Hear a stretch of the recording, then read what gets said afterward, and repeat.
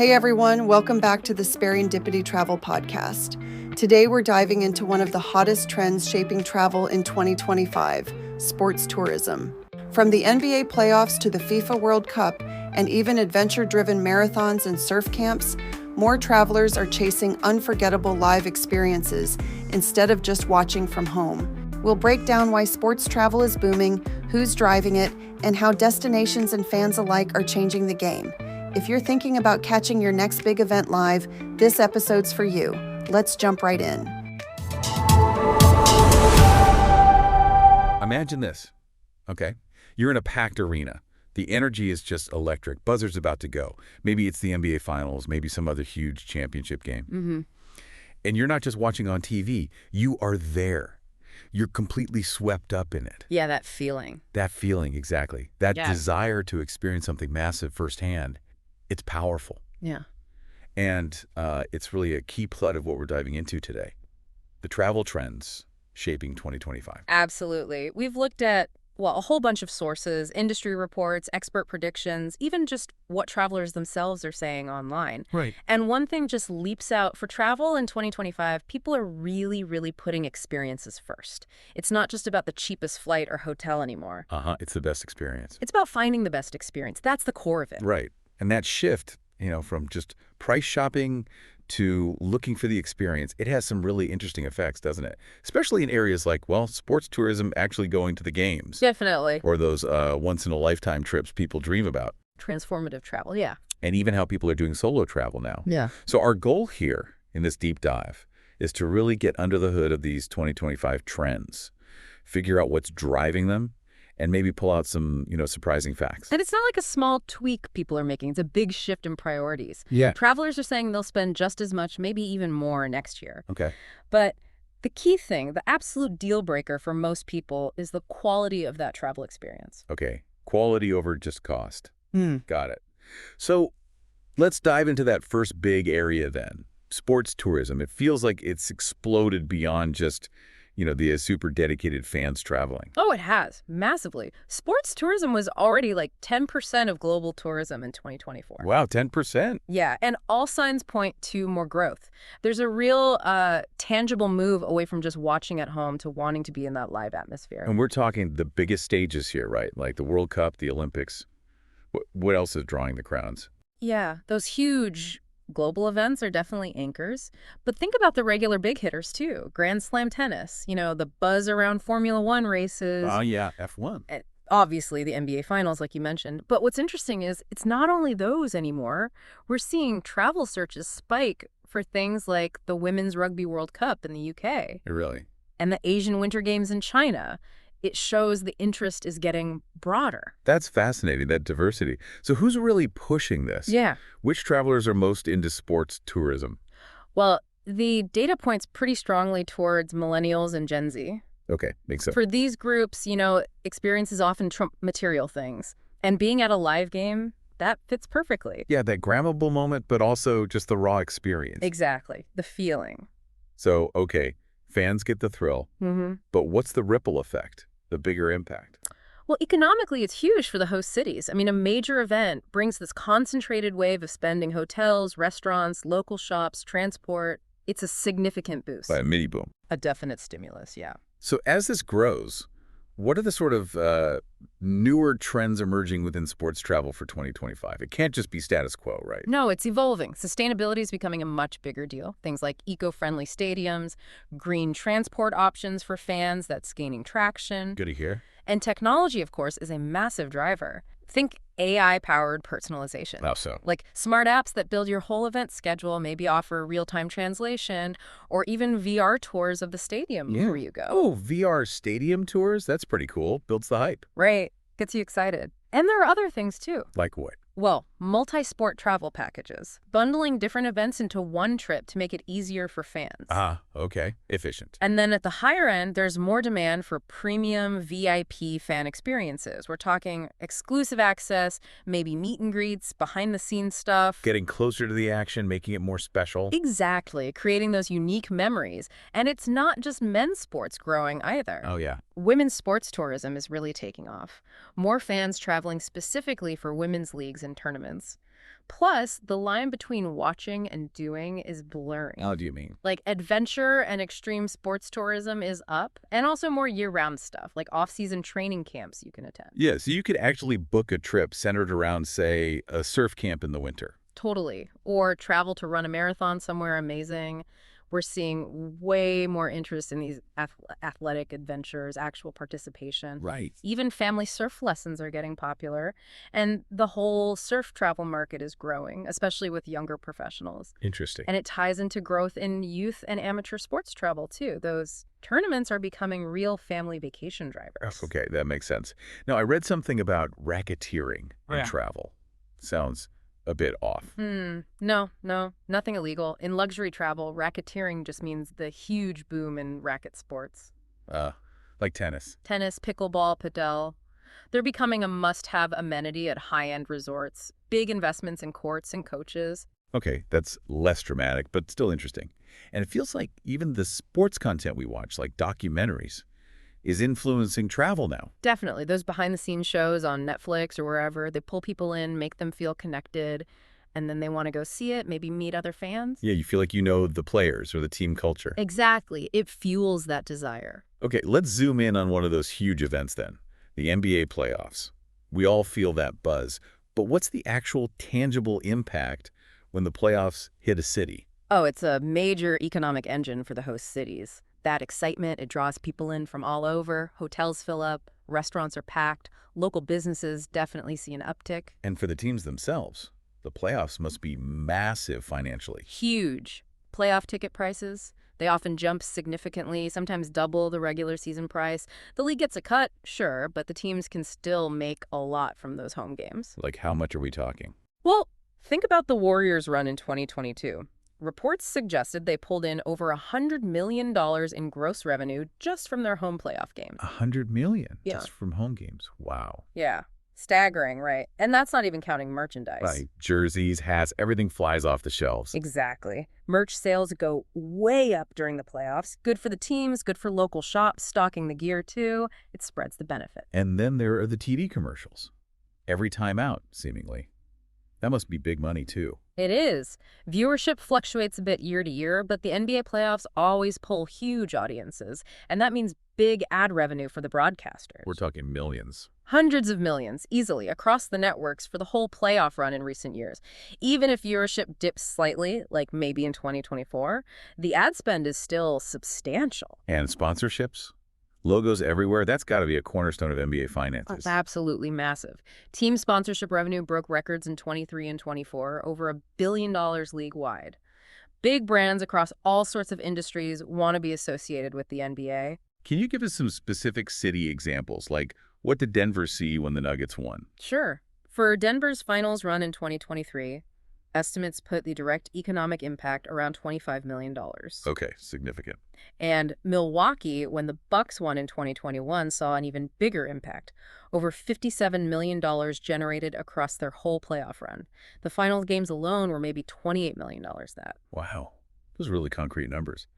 But hosting these huge events, it can't be all smooth sailing for the cities, can it? No, definitely challenges. Managing huge crowds, the traffic situation, public safety, it takes a ton of planning and resources. Right. And while it's a great short-term economic shot in the arm, the smarter cities try to leverage it for longer-term growth, not just a quick burst. That makes sense. Yeah. Now, I saw this online chat. Someone from overseas wanted to come just for NBA playoff games. What kind of advice were people giving them? Yeah, that was interesting. A big theme was cost, especially if they were aiming for a big market like LA hotels. Tickets, it adds up fast. Wow. So some folks suggested maybe looking at games in smaller market cities. Might be cheaper, though a different kind of trip overall. Practical advice, what about actually getting the tickets? That seems tricky. The main advice was, be fast. Sign up for team emails. Be ready. The second tickets go on sale for home games. Okay. If you miss out, then reputable resale sites are an option, but expect higher prices, especially closer to the game. Someone even suggested trying to find season ticket holders looking to sell. Oh, clever. Networking. What about timing the trip? The schedule's so unpredictable. Exactly. Flexibility is key. Since you don't know dates or locations far in advance, especially after round one, Yeah. the advice was basically book a chunk of time in the city you want to visit, hope for a home game, but be ready to adjust if they start on the road. You have to watch the schedule like a hawk. So it takes real dedication for those fans. Yeah. A mix of excitement and serious logistics. Totally. Okay, so beyond just attending, how are teams and arenas trying to make the whole fan experience better in 2025? This is where a lot of innovation is happening. Big investments in tech and understanding what fans want now. Like, Well, immersive tech like VR and AR, using it to enhance game day, maybe give fans cool camera angles or real-time stats overlaid on the action. ooh, stats overlay. That could be addictive for some fans. Right, really deepen the engagement. And they're getting much better at hyper-personalization. Meaning? Using data analytics, they track preferences, then offer tailored deals on tickets, merch, maybe even food and drink inside the arena makes you feel valued. Yeah, like they know you. Exactly. Sustainability is popping up more too, venues going greener, which resonates with a lot of fans now. It's about more than just the game, then, aligning with values. Precisely. And they're embracing fan-generated content more, using fan photos and videos to build community. Yeah. Wearable tech is coming too, smart wristbands for updates or contactless payments. Seamless? Yeah. And loyalty programs are getting smarter, offering real exclusive perks, not just, generic discounts. It sounds like they're aiming for a much more interactive, customized environment. That's the goal. AI is playing a role too. Chatbots for quick answers, algorithms suggesting content you might like, plus practical stuff like contactless entry becoming standard for health and safety. Makes sense. And just generally focusing on accessibility, inclusivity, and connecting with fans globally because fan bases are everywhere now. Okay, it's clear sports tourism is massive for 2025. Let's shift gears to that other big trend you flagged, those once-in-a-lifetime adventures. What's behind the surge in demand for these huge, transformative trips? Well, after travel was limited for a while, there's definitely this pent-up desire for the big ones, the dream trips people put off. Right. There's a real focus now on experiences that feel, well, transformative, things that create deep, lasting memories. The data from 2024 showed like 65% of travelers were more interested in these major trips than before. 65%. Okay. So what kind of trips fall into this once-in-a-lifetime bucket? Paint us a picture. Think big expedition-style stuff. An African safari, maybe, cruising the Galapagos, trekking to Machu Picchu, Wow. even hiking in Antarctica. These are the kinds of journeys that really embody that spirit of grand adventure. They sound absolutely incredible, but also complicated to plan. Oh, definitely. These aren't weekend getaways. You're often dealing with multiple locations, specialized guides, permits, complex logistics. Yeah. And that complexity is exactly why we're seeing more people turning to travel pros. Something like 58% of millennial and Gen Z travelers said they're keen on using advisors for these kinds of major bookings. So this is a big opportunity for travel agents who specialize in this kind of thing. Huge opportunity. Advisors who can really craft and manage these intricate, personalized itineraries, these high-end adventure packages, they're incredibly valuable. It's about handling the details, offering unique access, and giving travelers peace of mind. Taking the stress out so people can just have the amazing experience. That's the idea. Okay, let's talk about another trend that's gone totally mainstream. Solo travel. It's really not just for backpackers anymore, is it? Not at all. It's a major movement now, especially popular with younger travelers, Gen Z and millennials. They value the freedom, the personalization. Right. I think the numbers were nearly 3/4 of them are planning a solo trip. 3/4. Why? What's the big draw for traveling alone? Well, a big part is just pure autonomy. You get to follow your interests, set your pace, no compromises. Yeah, want to spend all day in one museum? Go for it. Exactly. Or focus entirely on food or wellness, whatever you want. It's completely tailored. Plus, a lot of solo travelers say it's actually easier to meet locals and other travelers when you're on your own. Interesting point. So how do travel agencies cater to this big independent market? They need to be smart about it. Curate itineraries that work for solo travelers. Find hotels that don't rack you with a massive single supplement fee. The dreaded single supplement. Right. Maybe organize small group tours specifically for solo travelers so you get independence, but also some built-in connection points. Customization and a real focus on safety and support are key too. Makes sense.